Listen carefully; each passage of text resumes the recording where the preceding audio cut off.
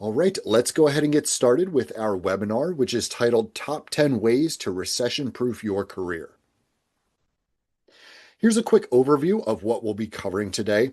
First, we'll examine some of the reasons for why planning ahead is important for your career, not just so you can remain financially secure, but also for long-term progression along your desired career path. Then we'll go over 10 valuable tips and strategies for helping recession-proof your career, which can support your efforts to, better insulate yourself from the negative effects of, possible economic downturns or maybe a softening of the labor market in the future. And then lastly, we'll finish out today's webinar with our live audience Q&A with one of our career experts so that you have a chance to ask specific questions that might be on your mind. So let's begin by talking about the importance of planning for the future. And I know some of this might seem quite obvious, but I think there are some essential things to consider that are definitely worth discussing here. So the overarching reason why it's important to plan ahead is because job security is really never a guarantee. There are a wide variety of factors like advancements in technology or drastic changes in the economy that could negatively impact your job security. And I know that thinking about this can be stressful, but understanding that this is the reality that can help you ensure that you are better prepared to handle unexpected challenges by knowing what your plan will be if those challenges do arise. And by planning ahead and employing a range of strategies to help you prepare for the future, which is what the bulk of what we'll be discussing during this presentation goes over, you will be able to improve your ability to adapt when you need to. You'll be better insulated against future financial stressors. You'll be able to manage change more effectively and be ready and able to take on future opportunities that might present themselves to you. So hopefully that helps kind of set the stage, if you will, for the rest of this presentation. But let's go ahead now and move on to our tips and strategies for recession proofing your career. Okay, so we're going to start diving into those 10 steps that we've outlined to help you recession proof your career. These tips are in no particular order, and each one is valuable in helping you prepare for the future. Some of these tips are going to be more feasible to your particular situation than others, so please do not feel obligated to try to follow every single tip.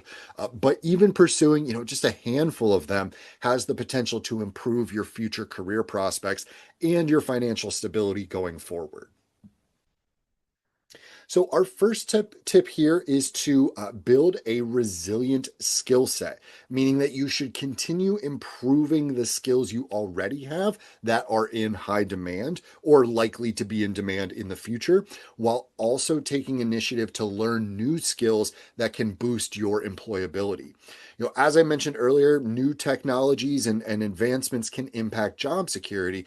So staying informed about, trends and emerging tools and learning how to apply them in your field can help you prepare for the future.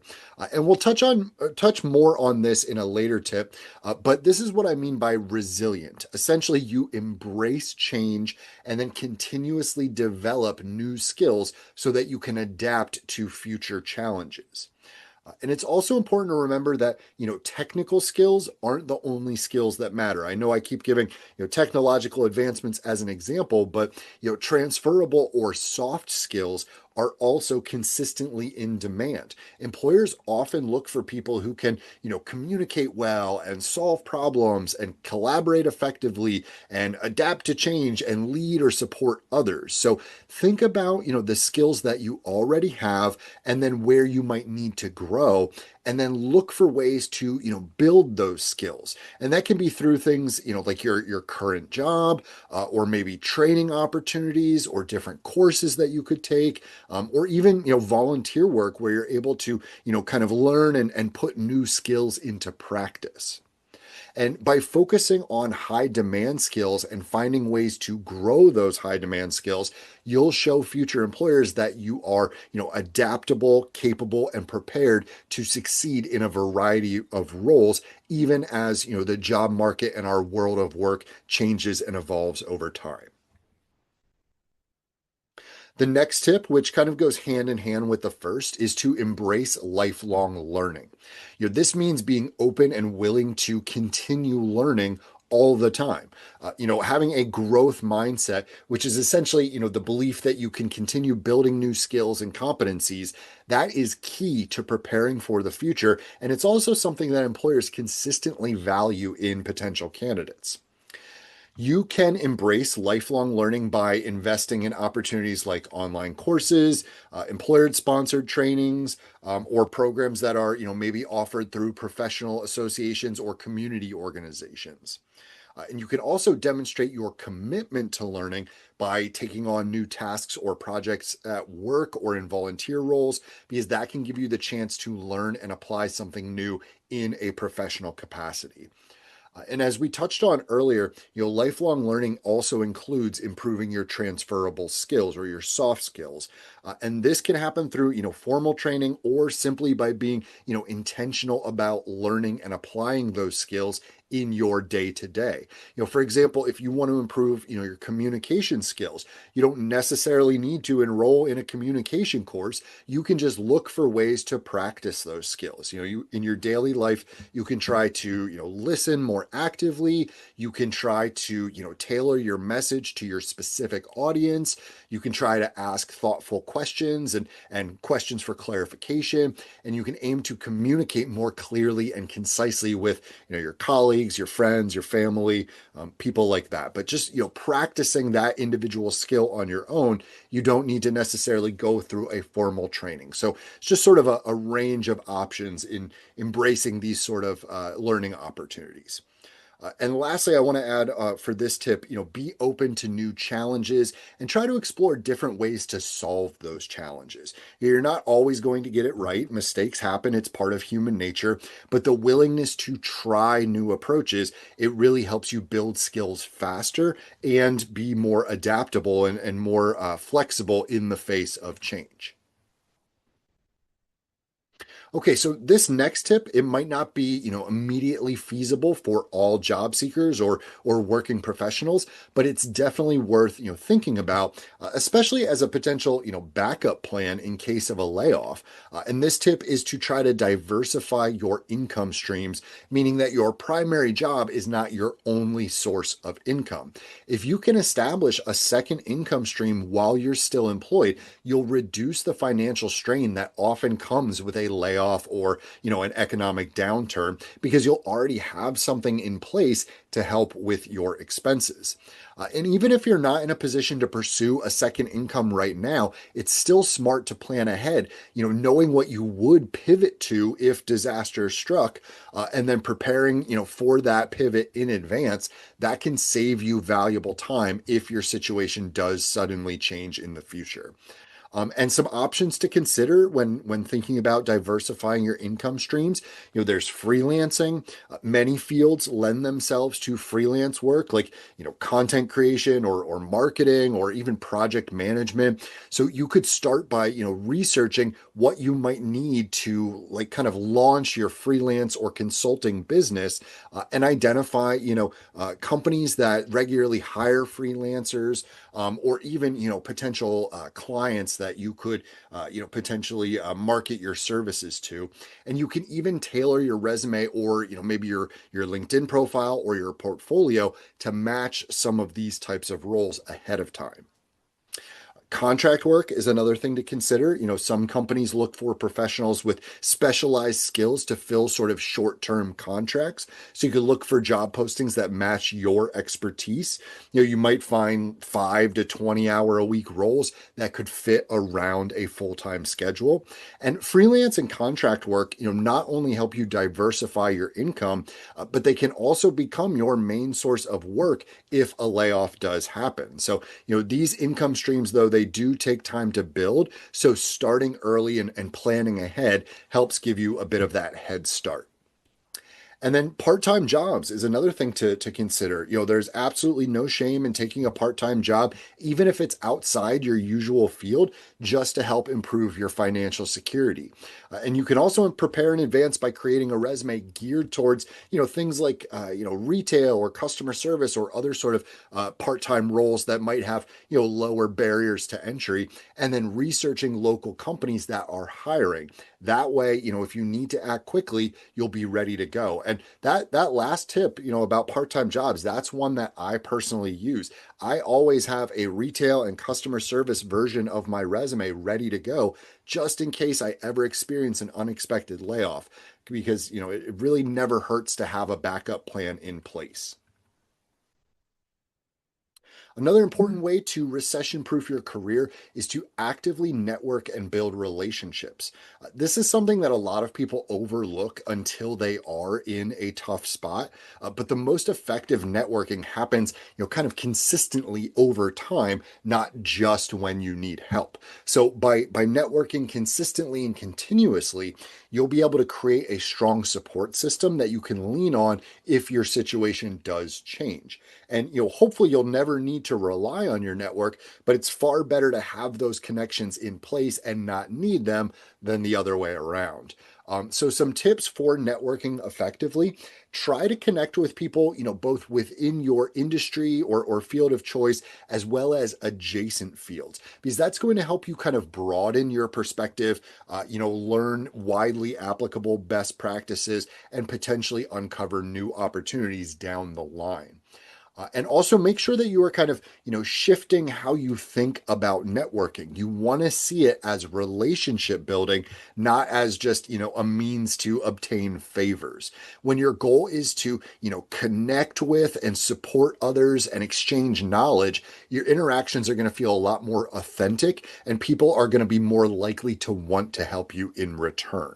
This kind of, mutual support, it can lead to unexpected opportunities. When you're staying curious and you're sharing your interests and you're helping others where you're able to, you're more likely to be top of mind when they learn of new roles or new opportunities pop up. So personally, I try to for example kind of share job openings with people in my network who I know are actively job searching, and I've often received the same kind of support in return from others in my network. This type of approach, networking and building relationships, it doesn't guarantee that you will land a job when you need one, but it is going to improve your chances. And that's really what, trying to recession proof your career is all about, is just improving your chances of that future success. And remember with networking that it's not just about meeting new people. It's also about maintaining those relationships once you build them and the ones that you already have. So make sure that you're scheduling out some time that you can stay in touch with people and check in with them, and just try to find ways to stay engaged with your network. Okay, our next tip here focuses on understanding and increasing your emotional intelligence. And your emotional intelligence, this refers to your ability to recognize, understand, and manage your own emotions, as well as relate to the emotions of others. Emotional intelligence helps you navigate social situations, and it also helps you make thoughtful decisions and build stronger professional relationships. And it includes a few key components. The first of which is self-awareness. Being able to recognize your own emotions and understand why you are feeling them. Self-regulation is another important component. That means, kind of managing your reactions to certain emotions, trying to keep yourself calm under pressure, and being able to kind of adapt your behavior to changing circumstances. Your motivation is another key component. It's essentially your drive, the purpose that is driving you, and how you harness your emotions to kind of fuel or energize your goals. Empathy is also really important in regards to emotional intelligence. Empathy refers to understanding others' perspectives, and showing genuine concern for their feelings and their well-being. And then social skills are also crucial within emotional intelligence. Applying, active listening and working to, resolve or proactively avoid conflict and communicating effectively. Those are all social skills that are critical in, building and maintaining relationships, which is what, emotional intelligence is all about. And if emotional intelligence is a new concept to you, I do recommend exploring it further. But there are a few, kind of easy ways to begin building up your emotional intelligence. So, for instance, you can, practice mindfulness or do some journaling to kind of explore your own emotions and maybe identify some triggers for certain emotional feelings.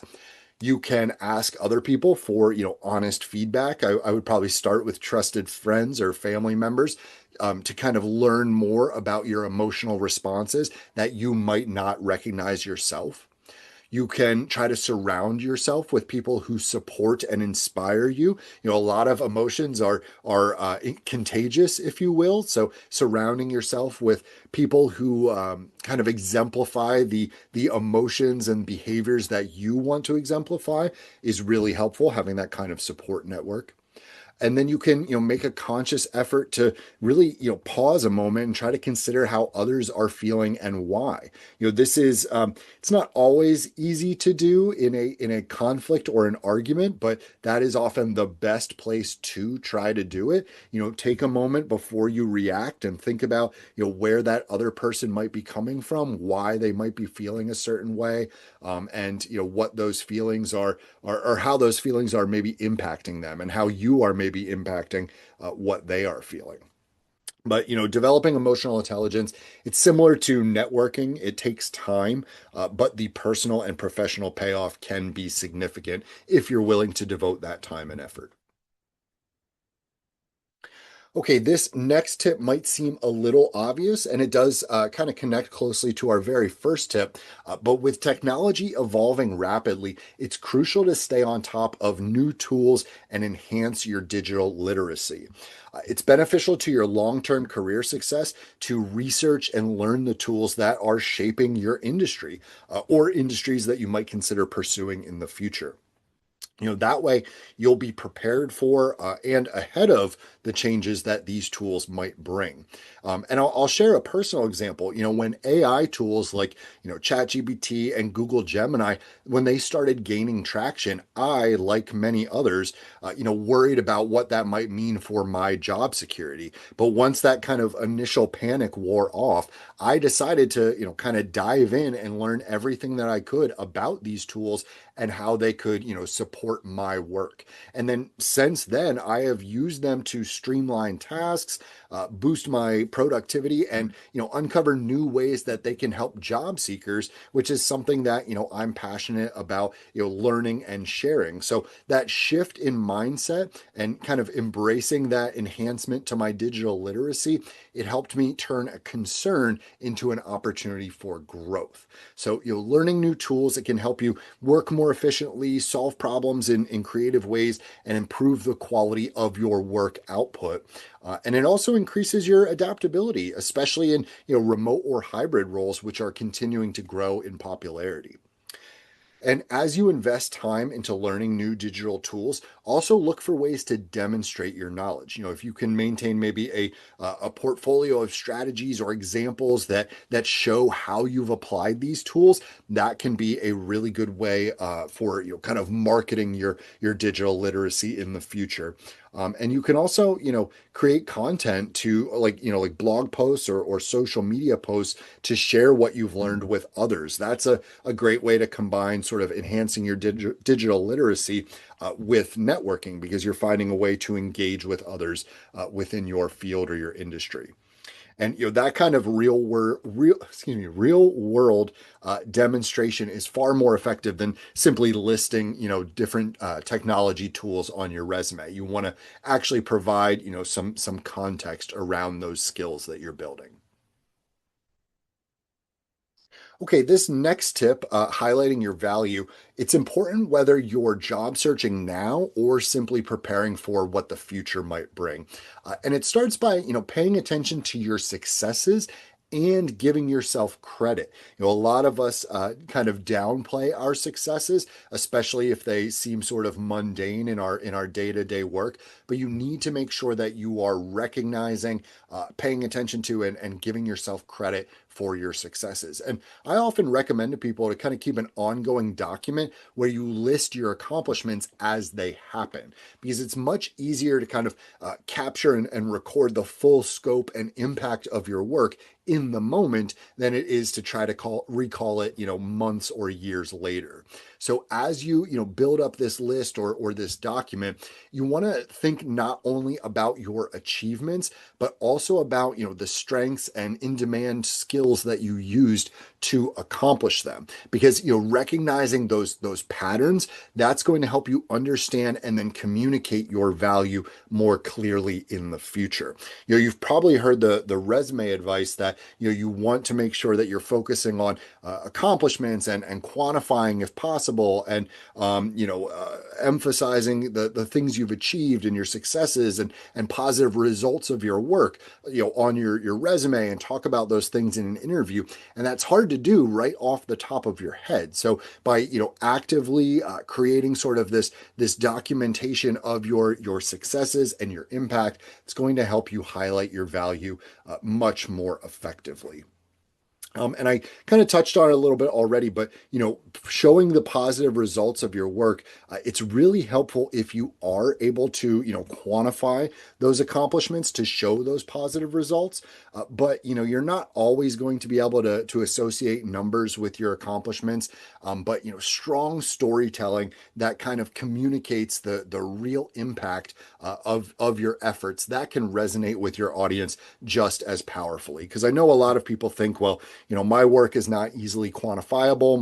My achievements and my results, it's hard to tie a number to them, but that's okay. Don't allow that to stress you out. Just get acclimated to regaling people with the stories that show the results that you have been able to achieve, and the accomplishments, or excuse me, the impact that you've been able to have through your past experiences. And in terms of, kind of resonating with your audience, you also want to make sure that when you are trying to highlight your value, you are tailoring how you present your value based on, who your audience is. And when you're job searching, that means reading job descriptions carefully and researching, companies and industries, and even, the competitors of those companies, so that you can frame your strengths in a way that shows how you can help meet their specific needs. Because, if your message isn't designed to matter to your specific audience, then it's going to be really hard to, get them interested and engaged in the story you are trying to share. All right, our next tip here is about branding yourself strategically, both personally and professionally, with people you already know and those that you haven't met yet. And at its core, your brand is essentially your reputation. It's how other people perceive you. It's the value that they associate with you, and how, your identity, meaning, your values, your beliefs, your skills, your strengths, how they come across to other people. So whether or not you actively try to shape your brand, you do have one. So, it's to your advantage to think intentionally about how you want to perceive, how you want to be perceived, and how to, kind of align that, desire for your perception with reality. And there are a few ways to brand yourself more strategically. Usually, you want to start with your strengths. This kind of ties back to our last tip about highlighting your value. But what are you really good at? What accomplishments represent you the best? Those should be sort of central to your brand. And ideally, they should connect to a range of career paths in case you ever need to pivot. So think about your strengths in regards to your target roles, your target fields, your target industries.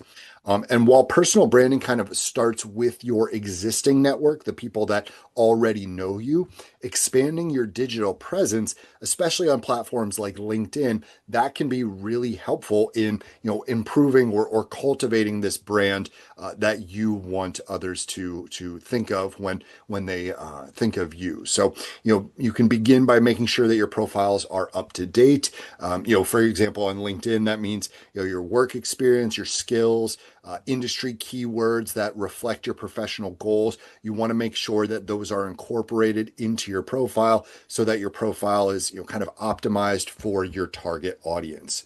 And then to grow your brand beyond that, you need to engage with other people. So if we're thinking of online networking specifically, you can, follow thought leaders in your field. You can, leave meaningful comments on their posts or maybe share the posts of others with your own insights attached to them and just kind of, make sure you're participating in those conversations that are happening. And the same thing is true for, online environment, or excuse me, offline or in-person environments.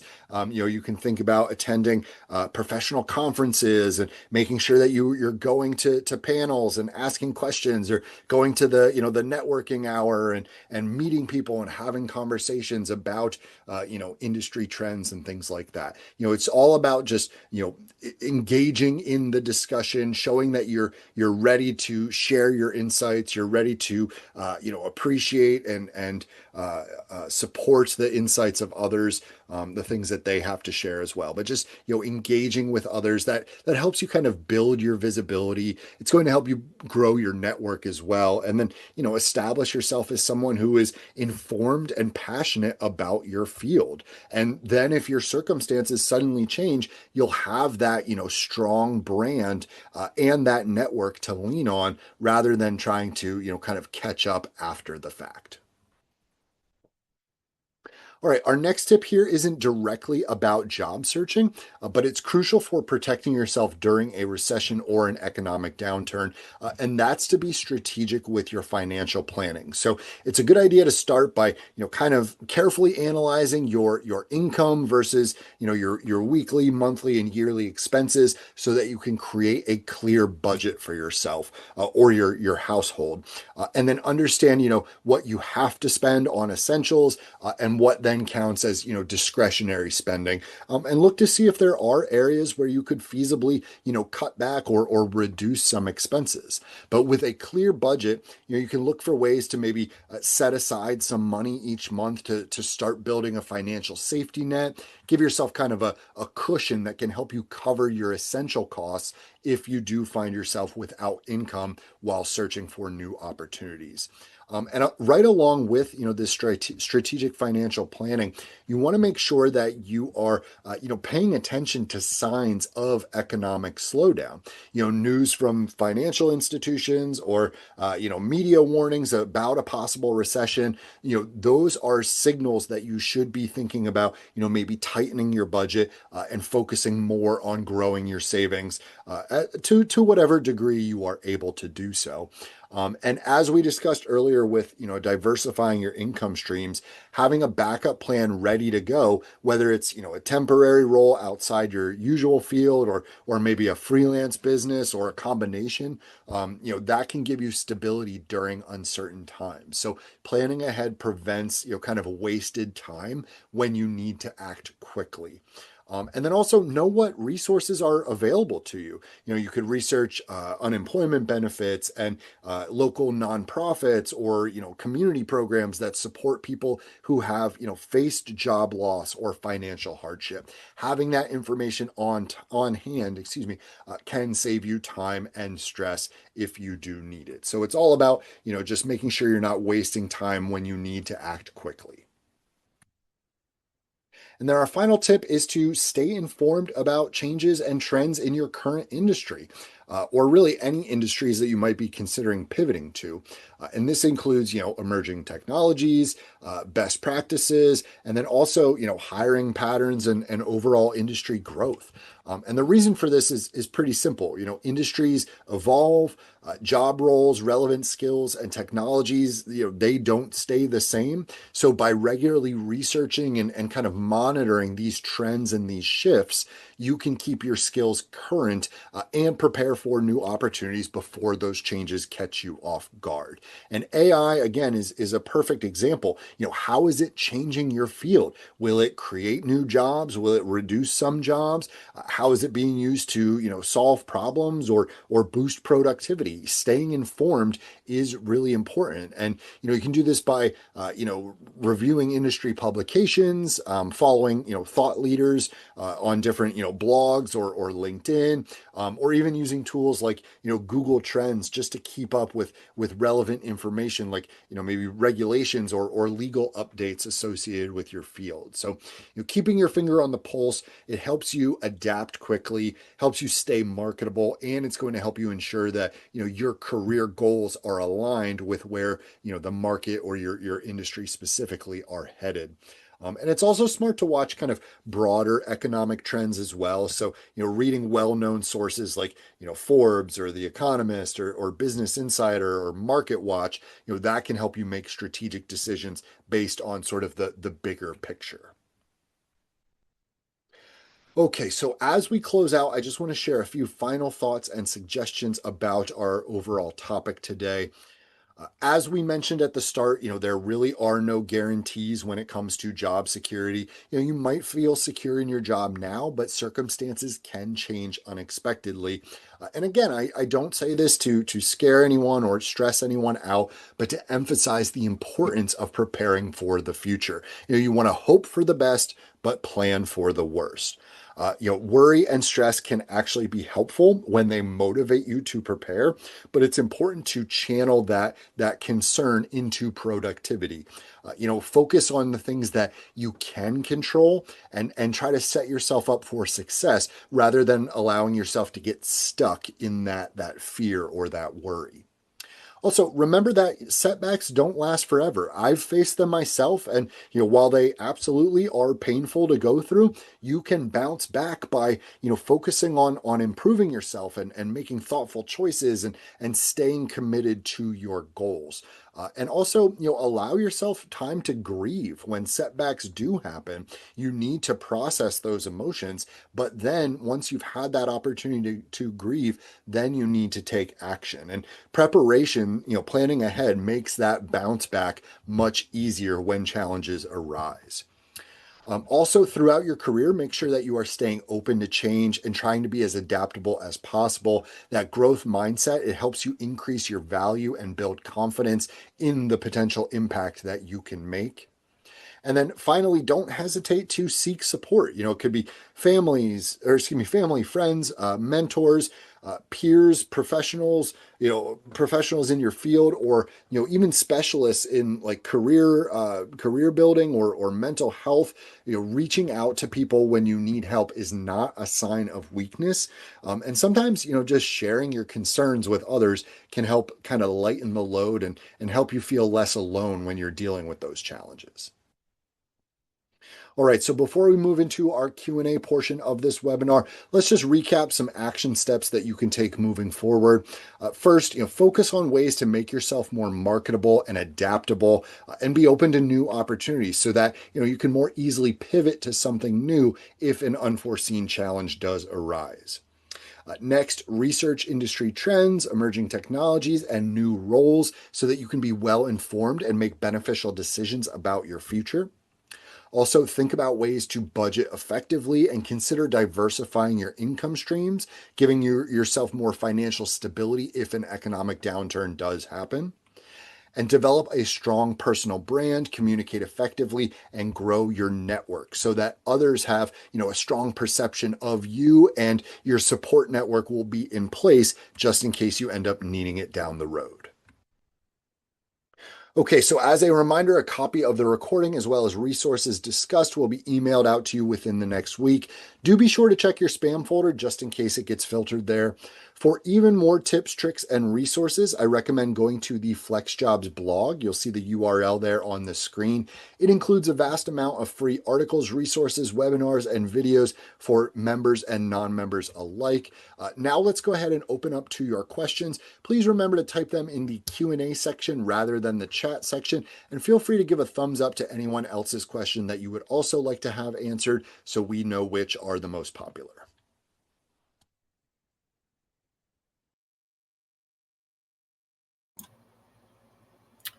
All right, everyone, we are going to move into the Q&A portion of our webinar now.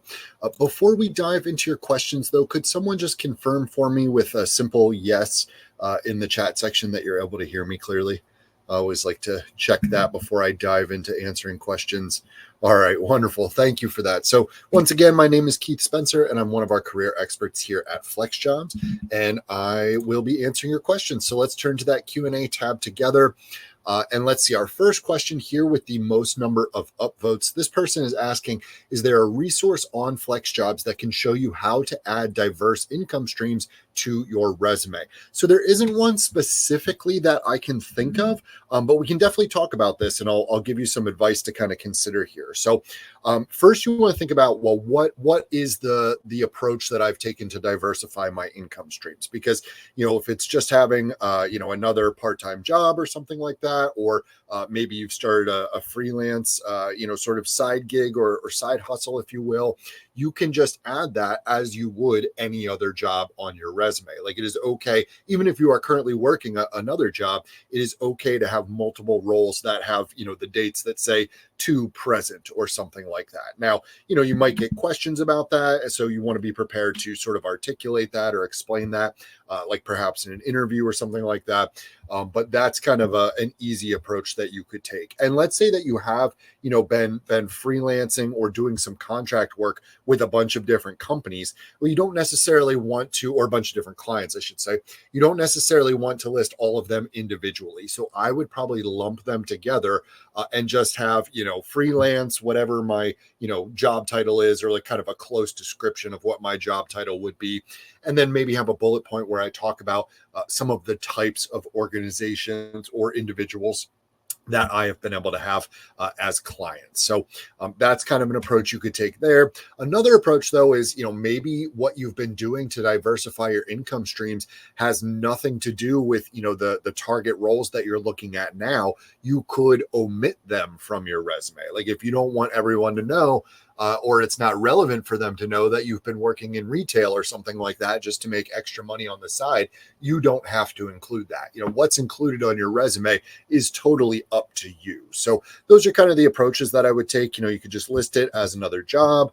You could kind of lump it together into one sort of entry in your experience section, or you could omit it if you want to. So it doesn't need to be, complicated there. Just sort of a simple approach is the best one to take. And just remember to keep things as relevant as possible, whether you include it or not. So thank you for asking that question. Let's go ahead and move on to our next one here. Okay, so this person is asking, when hiring managers look at job searchers and their online presence, what exactly are they looking for? What sort of impression should it leave? So this is something that can vary, sort of field to field, industry to industry, role to role. But just in sort of a general sense, they want to see that you are engaged in that field or that industry. Do you talk about topics that are relevant to your field? Do you engage in professional and supportive and genuine discussions with others in your field? Do you have a polite and professional and supportive demeanor?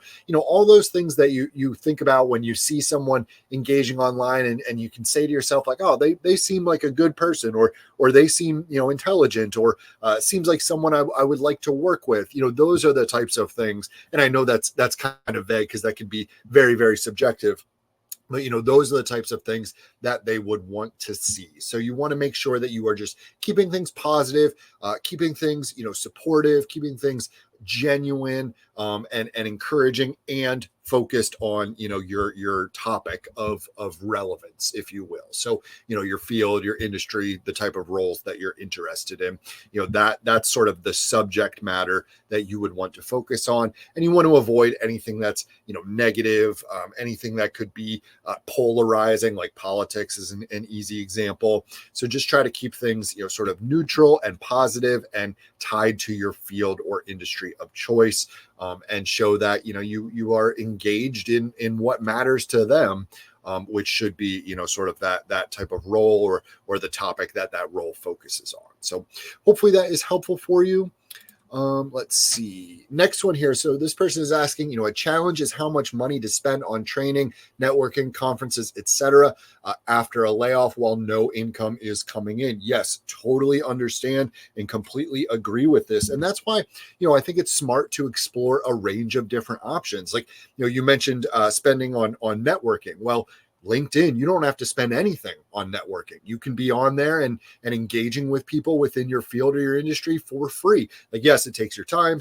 And time is money. So not technically 100% for free, but it is free to engage with people on LinkedIn. In terms of training, again, yes, it can be very expensive if you're pursuing like a degree or like a formalized certification, but you can also look for other, free or at least cost-effective training options. There are a lot of online courses that you can take. You can teach yourself different skills by just watching YouTube tutorials and things like that. Like, any sort of software program out there. If I wanted to learn a random software program, there are two specific places I would go. The first would be to the company's website to see what sort of tutorials and demonstrations they might have for free, and then I would go to YouTube and I would just type in whatever that software program's name was, and tutorial or training or guide or whatever, and see what I can find. You can add skills to your resume without it having to be like an officially sanctioned course or training program that you went through. Hands-on, individual, independent training can be just as effective. So make sure that you're exploring those cost-effective options. Also too, if you're in the United States, you could look to see if there are any workforce development programs that you might qualify for.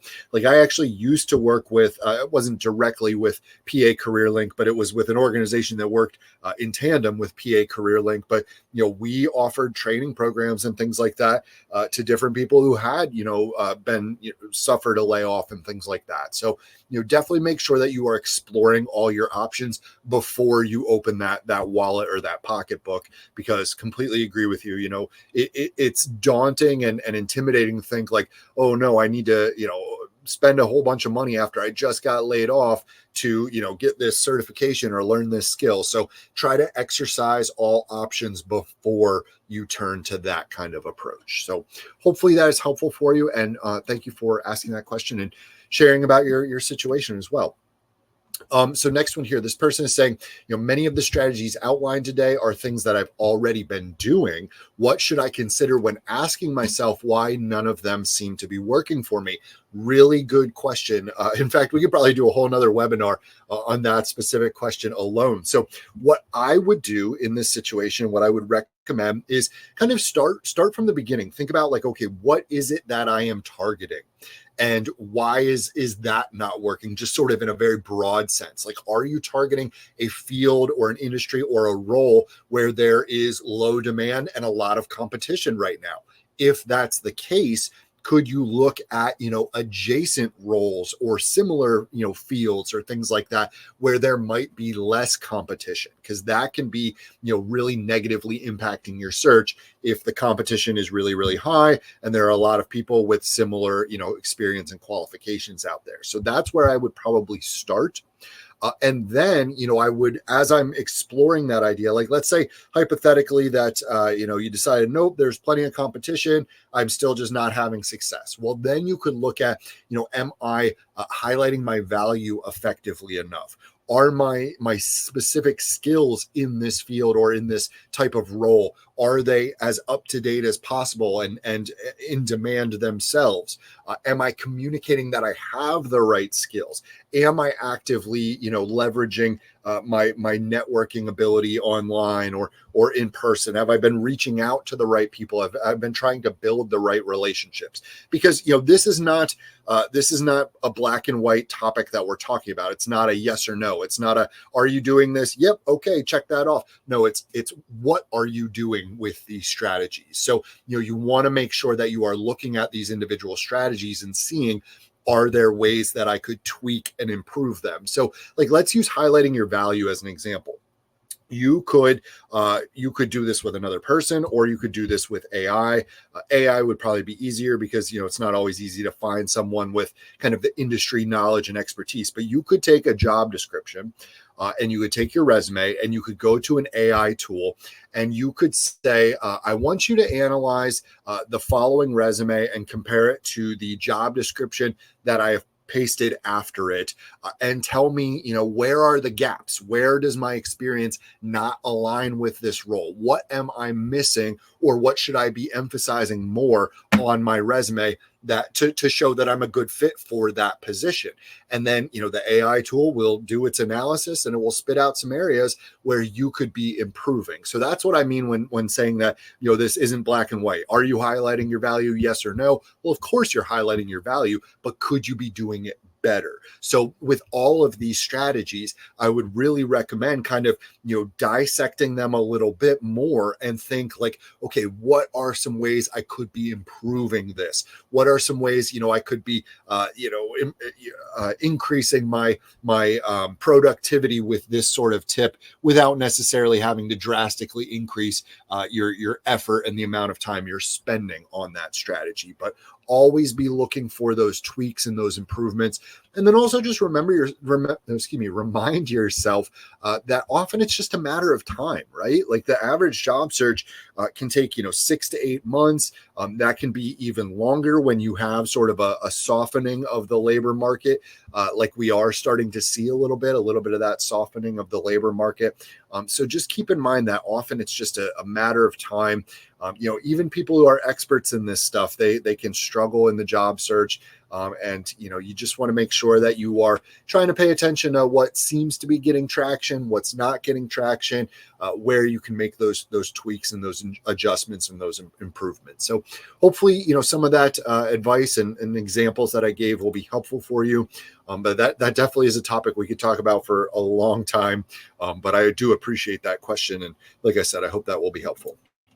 Let's try to squeeze in maybe one or two more here.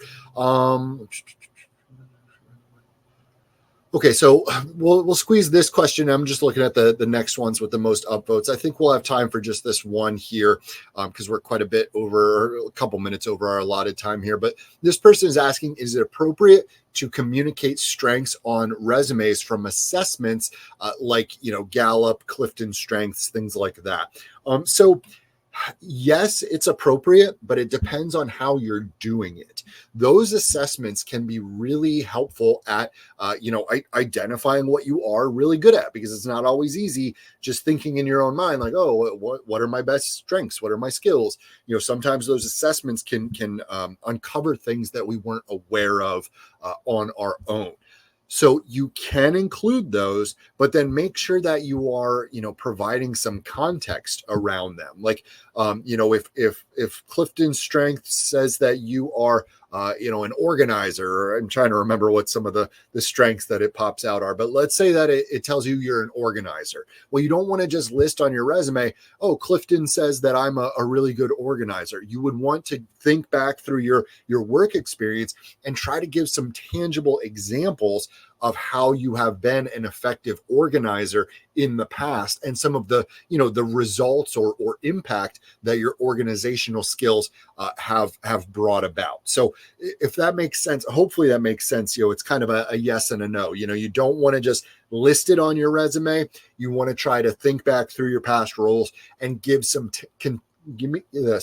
fumbling over my words, give some context and some examples of how you have utilized those strengths in a professional capacity to achieve, some positive results, or at least, have a positive impact on your team. So hopefully that's helpful. Another good question there. So thank you for asking that. We are quite a bit over our allotted time here, so we're going to have to kind of close up shop, if you will. Really appreciate you all taking the time to join us today. Highly encourage you to check out some of our future webinars.